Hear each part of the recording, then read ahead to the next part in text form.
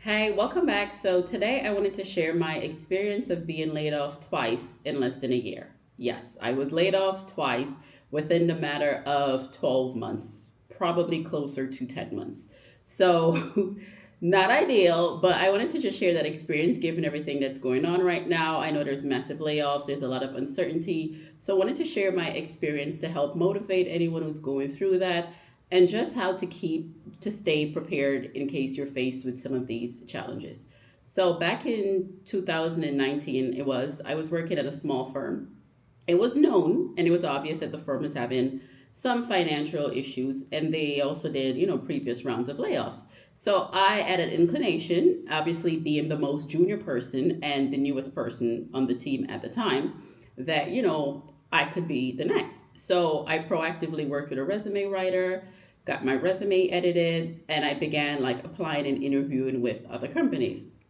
During this process, I was actually laid off. So I think from the time I was laid off, my last day at the company, to my first day, my start date at the new position was 6 weeks. And as I said, I was already, I think when I received the news that I was going to be laid off, I already had like a first round or a second round interview scheduled with the other firm. Now, I would say I think I was prepared for that one, so that one was not as traumatic for me because I kind of had an inclination. I was already interviewing, and I would say the employer was very amicable. They did their best to accommodate me in terms of severance, benefits continuation. To this day, I have a great relationship with them. They helped me write my business school admissions, recommendation letters. So I would say I definitely understand that. I am still friends with most of them. I understand it was a business decision. So I did not take that one personally.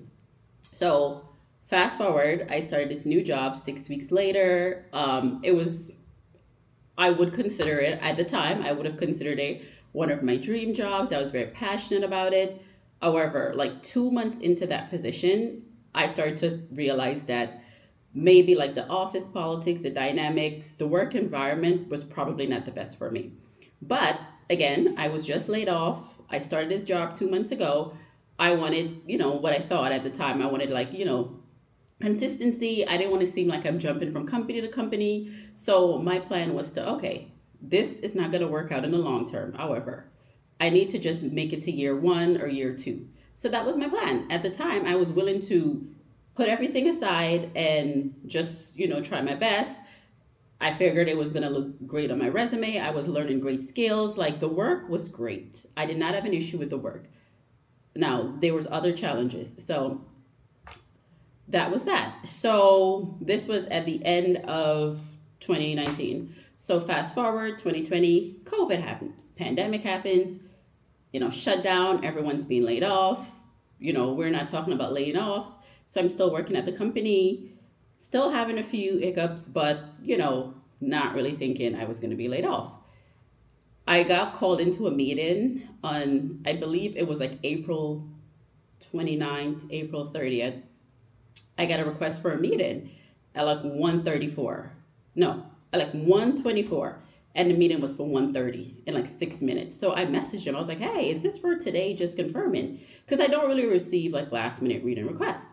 So they were like, oh, yes, it is for today. So I jump on the call and they were like, oh, today will be your last day, blah, blah, blah, blah, blah. Like, make sure you have all your ducks in a row. You're going to lose your benefits.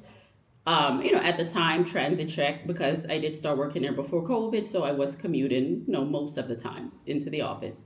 Um, yeah, so that one was a bit brutal. So even though like that caught me off guard, I honestly felt like it was a very nasty layoff, if I'm just being transparent. And I think that's what made it so traumatic for me because I was devastated because I felt, I guess maybe it was an ego thing. I felt like, hey, this job was never like a match. Like there was microaggressions, there was a few things that did not make it ideal, but I was willing to write it out. And they actually laid me off when I knew that, it wasn't like a great or ideal fit for me. That I think bruised it. And then it just made it more painful because it was in the pandemic. You're telling me like I have to like figure out all of my, my transit check. I have to buy all these Metro cards. I'm going to lose my insurance. We're in the middle of COVID. What if I get sick? All of those things were running through my mind. So that was devastated. And even when they were like, all right, we're going to lay you off, this is one something, even at that point, me being the naive, young worker that I was, even after this layoff was kind of like nasty, I still, at the time, I was like, okay, so I figured, I have until 5 o'clock. So me now, I'm there's drafting an email like, hey, this is everything that I've been working on. This is where this is at. Like, trying to like send stuff to my supervisor. Like I'm drafting that email at like 2 or 1 something because the layoff conversation was pretty brief. And like I get a notification that like, hey, your email no longer works. And I'm like, wow, wow, here I am still like you're telling me you're laying me off, but I am still like still trying to deliver. So I think that really was what made that experience a bit painful. And, obviously it wasn't expected. It was the pandemic. There was so much uncertainty. It was just really, really tough for me that experience. But I would say I remember the next day after this happened. I believe this did happen on a Thursday evening, and I just remember Friday going for a walk with my daughter. And I remember just thinking to myself, wow, at the time she was pretty young, on the cusp of turning two. And I was just thinking to myself, okay, you're laid off. But I just remember feeling so happy and so relieved that I do not have to rush back to go answer any emails to work. It was like this huge burden came off of my shoulder. Now, with that said, I would like to lament the fact that I was incredibly stressed out. So right off the back, I was like, okay, I need to start applying for jobs. Like there's no time for me to kind of take a break. So I did. I again worked with a resume writer. I think the same resume writer was like, can you have this new position? Tweaked my resume and just started applying. I did like interviews, a few interviews at first, nothing to my liking or nothing that was ideal. So I did take some time off from that. And then eventually I started to get back in the groove and reapply. And I was able to successfully secure another position. And that actually ended up being like a more ideal position. I stayed at that company for over 4.5 years. I actually left to come to business school. So I would say that did work out.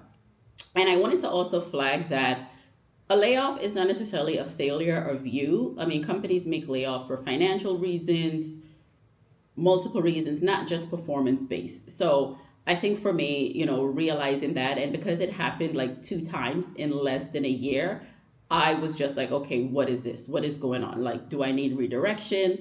Like, is it me? I knew it wasn't me, but the fact that was really, really tough. I would say because it happened during the pandemic, it did make it a little easier for me to explain to like, I haven't had to explain it to like employers since, because I think from the time they see like a layoff in 2020 or they see that you worked someplace, you started in 2019 and you ended in 2020, they kind of realized that it was a COVID era layoff.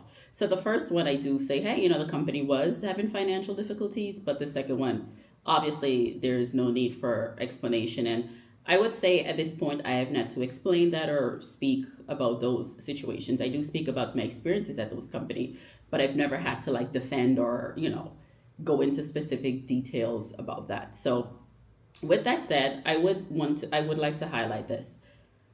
Um, One of the best ways to increase your salary is to go from company to company, unfortunately or fortunately. So with me being laid off, the first time I was laid off, when I started at the new company, again, that was the first offer I received. It was great. Like I was actually interested in the company, passionate in the work, great benefits. So there was no like, I guess I didn't have multiple offers or I didn't feel the need to negotiate or wait.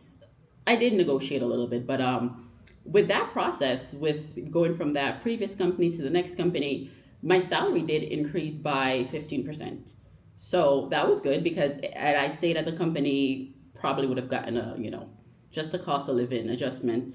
If I've gotten a promotion, maybe I would have gotten 12% to 15% raise, but I highly doubt I would have received the promotion because a few months ago, I actually was promoted. So I was like new off of a promotion too. Like I would think I was about 6 months in, maybe. So yeah. So between those two positions, that was a 15% increase. Very happy with that. I was like, oh, look at God. So then when I was laid off in the pandemic, that it was like I was starting over again. So between that time, I was actually laid off for a longer sprint of time because I didn't see that one coming. So I wasn't as prepared. Again, I had just done this. I think I was a little tired of, the whole application process and, looking for a job, even though I didn't do it extensively, it just worked out timing previously. So after that, I think between the second layoff to when I started at the previous company I was at, sorry, I'm not going to mention any names. It was about 6 months. I think I was laid off, yeah, for that time. Actually, more like seven months or so. Within that time, again, I worked on myself, did my resume. The first part of the pandemic, I would say, was more difficult, and towards the end, I had a lot more success.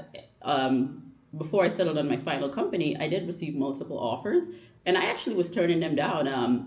At that point, I was feeling very confident receiving multiple offers. I was like, okay, I was laid off twice in 1 year. I'm getting these offers. So I really wanted to make sure. And also because I was laid off twice in 1 year, I wanted to make sure that the next situation was with a very financially fluid company. And that it was something I wanted to do because I didn't want to be in another situation where I wasn't happy and I would want to quit after, a couple of weeks, a couple of months. So I had a few offers and I eventually turned them down. So again, when I turned those companies down, the offer that I accepted again was about like 16% better than my previous salary. So after being laid off for, I guess, the time period between the first layoff to when I started at my company that I worked for 4.5 years, my salary increased by 32%, about 32%. So within that, I would say year and a half, but not even a year and a half, less than that, between the first layoff and when I started at the last company I worked for, my salary did increase by 32%. I say this to say, again, layoff, it is not always a career failure. Sometimes it's a disruption. And, sometimes it can lead you to pivot into better opportunities. I remember my first layoff, my coworker was saying to me, as devastated as I was, because here I am, I have this young child, like, what am I going to do? I'm this new mother. My daughter at that time had just turned 1. I came off of maternity leave months ago. So, it was very daunting, but I would say just the confidence of being able to kind of receive those increases, it did make me definitely more confident. And, I kind of realized my worth. So I just wanted to say that, like, yes, it's difficult during the time. I went through all of the emotions. I was frustrated, but, I kept working on myself. I kept working on my resume and I just kept networking. I would like to flag though, do not stop. Always have your resume updated. And do not stop networking within your community, your village, your neighborhood, all of that. Because one thing that happens is that sometimes, I understand we get complacent. It's a lot. It's a lot to keep networking, especially when you come off of like a long, extensive, laborious job search. So I would say the best thing to do is to always kind of like, slowly have conversations with people, keep up, network, so you're not only reaching out when you need a job or something, just always have conversations, reach out to people. If you see people in your network working at companies that you would like to work at, just shoot them a few messages, have coffee chat, like, hey, how's your experience? So you're not just reaching out to them like, hey, I want to work here, there's this job, can you flag my resume? No, always keep your resume present. I know for me, sometimes it's difficult for me to work on my resume. If you need to outsource it, get a resume writer, work with a resume writer, work with the career services at your school, have your friends and everyone review your resume. I would say those are some of the biggest tips I would give. You have to prioritize yourself first because I think for me being a little more junior in my career, I was more worried about like the optics of things, like, oh, how is it going to look on my resume if I go from company to company? Listen, at this point in my life and in my career, if I know a company is not working out, I think if I know a situation's not going to work out, I'm leaving. You have to prioritize yourself. You cannot just say, oh, I just started here. What if I leave? No, because one thing is, if you're not a good fit or whatever, companies are going to make decisions on what's best for them. So you have to think of what's best for you too. And again, looking back at that situation where I knew it wasn't going to work out. And even after I started working there, this company had reached out to me and I was like, no, I just started working at this new place a month ago. And honestly, to be quite fair, that opportunity might not have been as ideal. That's why I kind of turned it down. But where I am now, not to say I'm going to go from company to company, I would have probably considered it a little bit more. So I would say those three things. Number one, prioritize yourself. Number two, always have your resume ready. And three, continuously network. I know it's difficult, trust me. I went through all the feels, I went through all the emotions. Even right now, I am a full time NBA candidate. I need to recruit for a full time opportunity. And I would like to say, it is frustrating. I just took a sigh. Um, I would say this economy is tough. This is the toughest economy I've experienced. I had a difficult time. I went straight from undergrad to graduate school, but I had a difficult time after graduate school. But I think this one takes the cake. My experience in 2019 was not that difficult.